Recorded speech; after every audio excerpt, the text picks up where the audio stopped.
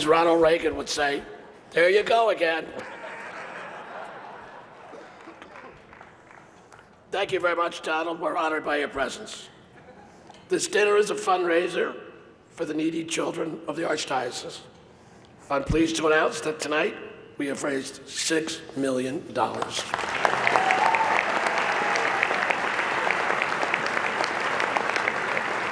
And let me put that in perspective for you. That will pay for nearly 5 minutes of our next speaker's speech. Hillary is a Democratic nominee for president, and it wasn't exactly a smooth ride she had hoped for. She endured a tough primary challenge from that young centrist upstart Bernie Sanders. She endured questions about her health.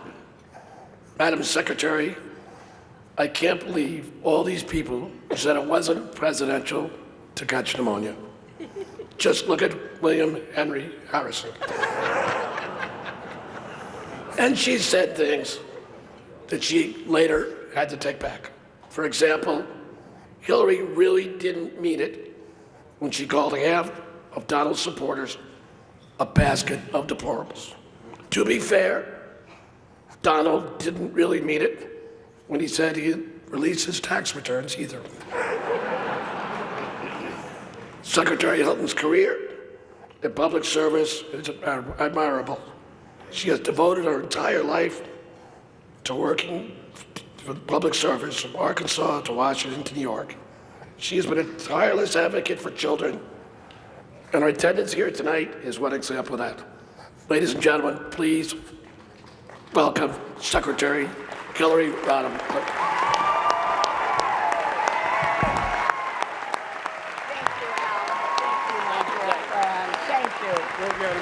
Thank you.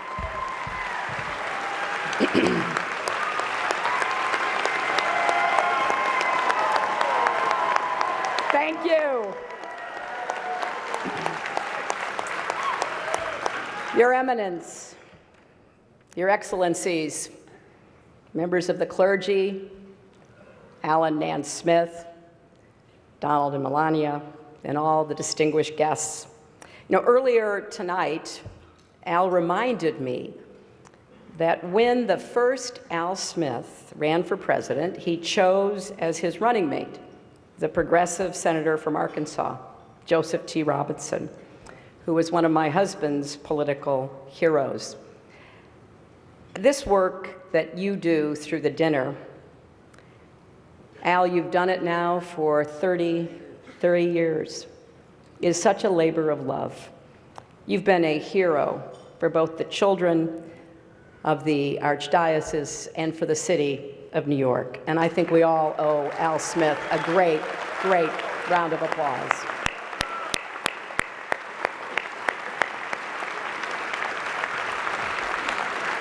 This is such a special event that I took a break from my rigorous nap schedule to be here. And as you've already heard, it's a treat for all of you too, because usually I charge a lot for speeches like this. But for me, it was kind of ironic thinking about a fiery populist, Al Smith. If he were here today and saw how much money we've raised for needy children, he'd be very proud.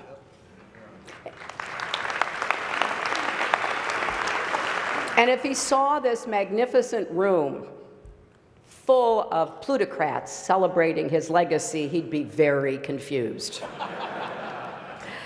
It's a special honor to be here with Your Eminence. Now, I know, Your Eminence, you were criticized for inviting both Donald and me here tonight. And you responded by saying, if I only sat down with those who were saints, I'd be taking all my meals alone. Now, just to be clear, I think the Cardinal is saying I'm not eligible for sainthood. But getting through these 3 debates with Donald has to count as a miracle.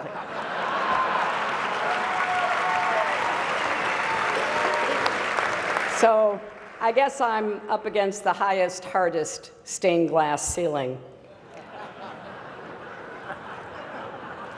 But Your Eminence, you do deserve great credit for bringing together two people who've been at each other's throats, mortal enemies, bitter foes. I've got to ask, how did you get the governor and mayor here together tonight?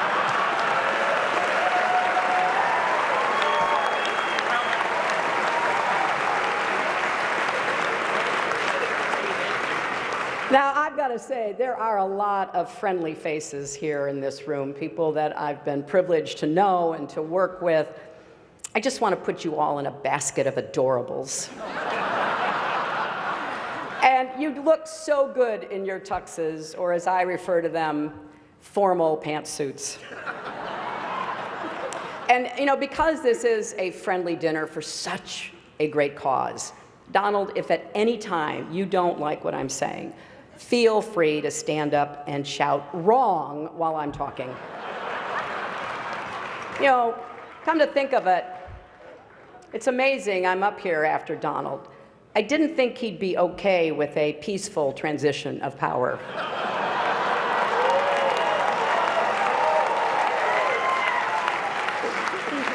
And Donald, after listening to your speech, I will also enjoy listening to Mike Pence deny that you ever gave it. You know, I've had the privilege of being at the Al Smith dinners in years past, and I always enjoy it. But remember, if you're not happy with the way it comes out, it must be rigged. And it's always a special treat for me to be back in New York, a city that I love and which I think truly embodies the best of America. You know, don't you think? People look at the Statue of Liberty and they see a proud symbol of our history as a nation of immigrants, a beacon of hope for people around the world. Donald looks at the Statue of Liberty and sees a 4. Maybe a 5 if she loses the torch and tablet and changes her hair. You know, come to think of it, you know what would be a good number for a woman? 45. But I digress. Now, I'm going to try my best tonight. But I understand I am not known for my sense of humor. That's why it did take a village to write these jokes. People say, and I hear them, I know, they say, I'm boring compared to Donald. But I'm not boring at all. In fact, I'm the life of every party I attend, and I've been to 3. And when the parties get out of hand, as occasionally they do, it's important to have a responsible chaperone who can get everyone home safely. And that is why I picked Tim Kaine to be my vice president. Now, you notice there is no teleprompter here tonight, which is probably smart because maybe you saw Donald dismantle his prompter the other day. And I get that. They're hard to keep up with, and I'm sure it's even harder when you're translating from the original Russian.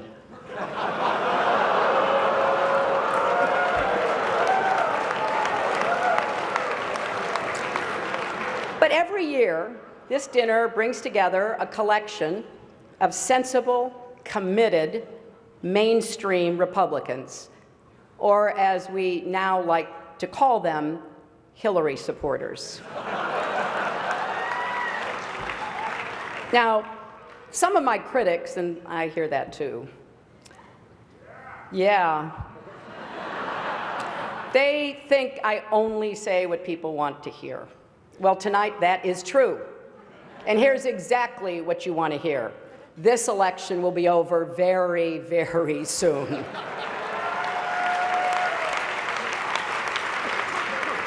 And look at this dais. We got Charlie Rose and Maria Bartiromo and Chris Matthews and Gayle King and Norah O'Donnell and Katie Couric This counts as a press conference, right?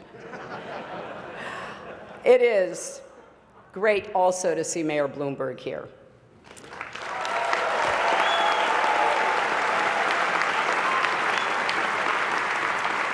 It's a shame he's not speaking tonight. I'm curious to hear what a billionaire has to say.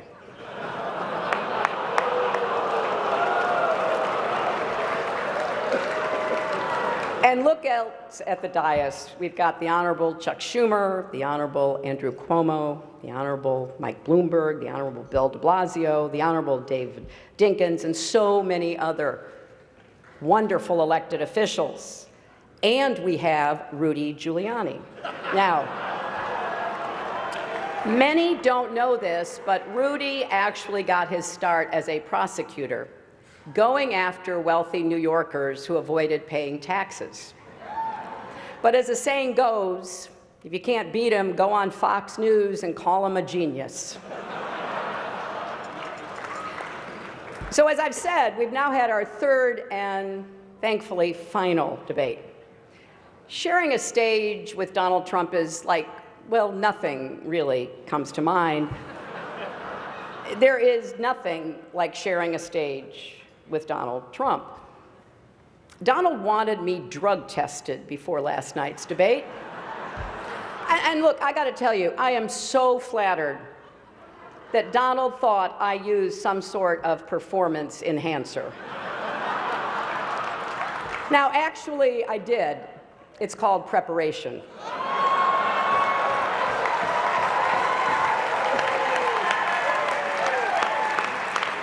And looking back, I've had to listen to Donald for 3 full debates, and he says I don't have any stamina. That is 4.5 hours. I have now stood next to Donald Trump longer than any of his campaign managers. Now, look, I have deep respect for people like Kellyanne Conway. She's working day and night for Donald, and because she's a contractor, he's probably not even going to pay her. But I think the good news is that the debates finally allowed Republicans to unite around their candidate. The bad news is it's Mike Pence. And it's been a long, long campaign. That should be one of our highest priorities, shortening the campaigns.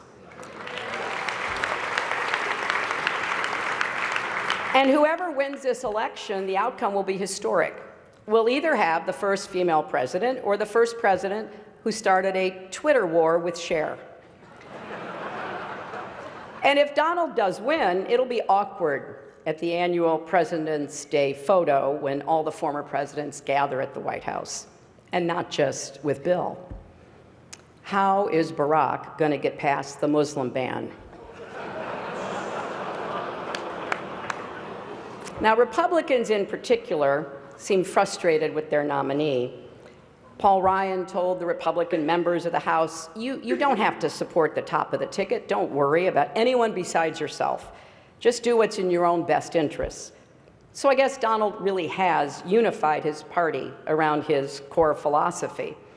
And I don't understand their unhappiness. They say Donald doesn't have any policies. He has no policies. I keep hearing that. I'd actually like to defend him on this. Donald has issues, serious issues, really, really serious issues.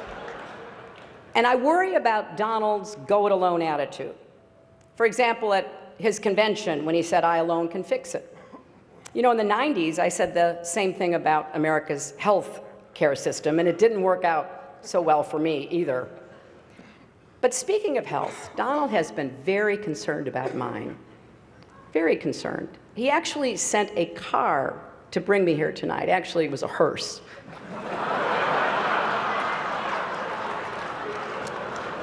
But I kind of want to just put the information out there so everybody can draw their own conclusions and you can judge our relative health.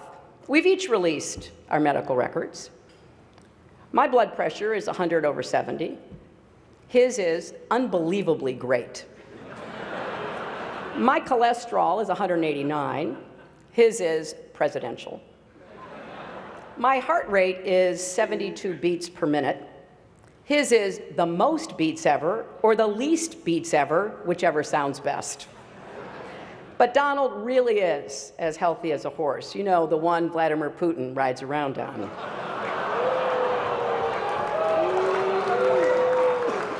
But I can say without fear of contradiction tonight that I will be the healthiest and youngest woman ever to serve as president.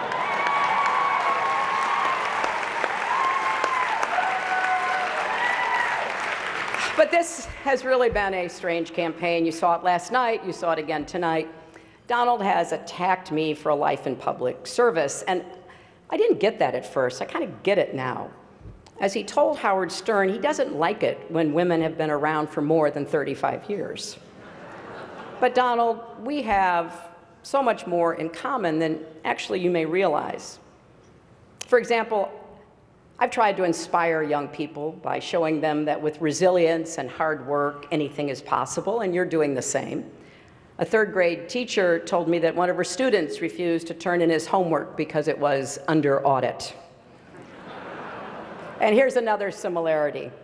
The Republican National Committee isn't spending a dime to help either one of us. So tonight, let's embrace the spirit of the evening. Let's come together, remember what unites us, and just rip on Ted Cruz.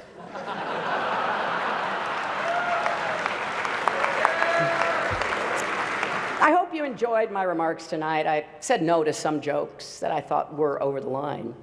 But I suppose you can judge for yourself on WikiLeaks in the next few days. Donald will tell us after the benediction whether he accepts that this dinner is over. He has to wait and see. But there's nothing funny about the stakes in this election. In the end, what makes this dinner important are not the jokes we tell, but the legacy that we carry forward. It is often easy to forget how far this country has come. And there are a lot of people in this room tonight who themselves, or their parents or grandparents, came here as immigrants, made a life for yourselves, took advantage of the American dream and the greatest system that has ever been created in the history of the world to unleash the individual talents, energy, and ambition of everyone willing to work hard. And when I think about what Al Smith went through, it's important to just reflect how groundbreaking it was for him, a Catholic, to be my party's nominee for president. Don't forget, school boards sent home letters with children saying that if Al Smith is elected president, you will not be allowed to have or read a Bible. Voters were told that he would annul Protestant marriages. And I saw a story recently that said people even claimed the Holland Tunnel was a secret passageway to connect Rome and America to help the Pope rule our country. Those appeals to fear and division, can cause us to treat each other as the other. Rhetoric like that makes it harder for us to see each other, to respect each other, to listen to each other, and certainly a lot harder to love our neighbor as ourselves. I believe how we treat others is the highest expression of faith and of service. Now, I'm not Catholic, I'm a Methodist, but one of the things that we share is the belief that in order to achieve salvation, we need both faith and good works. And you certainly don't need to be Catholic to be inspired by the humility and heart of the Holy Father, Pope Francis, or to embrace his message.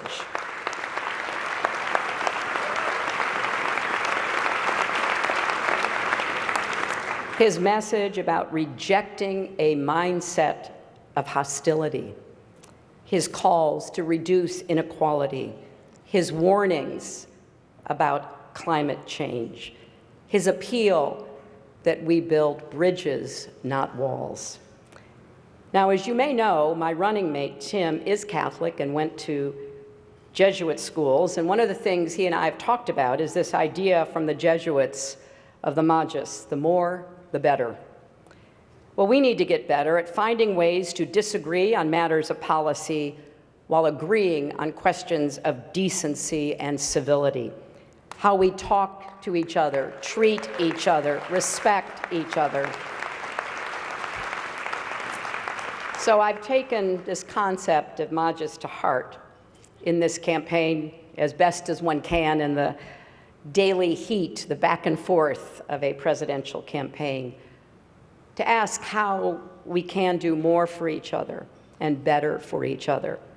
Because I believe that for each of us, our greatest monument on this earth won't be what we build, but the lives we touch. And that is ultimately what this dinner is all about. And it's why it's been such a great honor to join you all again. Thank you.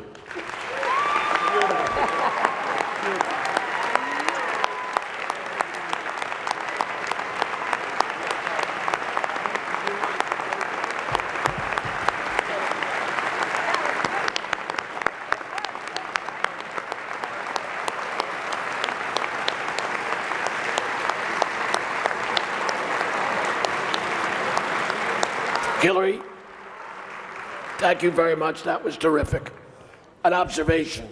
I did see the candidates reach across a great divide tonight and shake hands.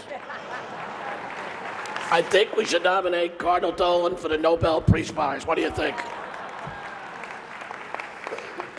It is my honor to present Cardinal Dolan. Your Eminence.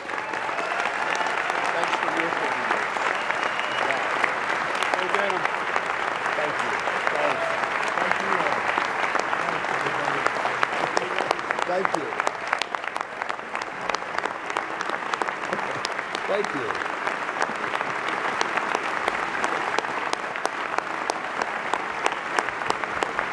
Thanks.